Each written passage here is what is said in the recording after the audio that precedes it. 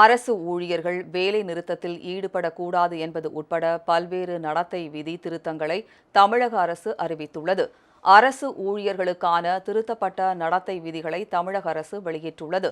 அதில் அரசு ஊழியர்கள் வேலை நிறுத்தத்தில் ஈடுபடக்கூடாது, அரசியல் கட்சி மற்றும் அமைப்புகளில் உறுப்பினராக இருக்கக்கூடாது என்று குறிப்பிடப்பட்டுள்ளது. அனுமதியின்றி வேலைக்கு செல்லாமல் இருப்பது போராட்டமாக கருதப்படும்.